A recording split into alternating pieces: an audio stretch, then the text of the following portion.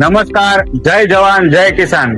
આપણી ચેનલ કિસાન કા સફરમાં આપનું હાર્દિક સ્વાગત છે. ખેડૂત મિત્રો, ચોમાસું આવી રહ્યું છે અને જો તમે ઝટકા મશીન તાર ફેન્સિંગ કર્યું છે અને છતાં તમારે રોજ ભૂંડ, નીલગાય કોઈ જંગલી જાનવરનો ત્રાસ હોય તો આજે જ તમે અપનાવો, આજે જ માગો રિંગરેસ. રિંગરેસ દવાની વાપરવાની વાત કરીએ, ભલામણ કરીએ આપણે તો દર પગે 200 ml વાપરવાનો હોય છે ને શેઢે પાયે છંટકાવ કરવાનો હોય છે.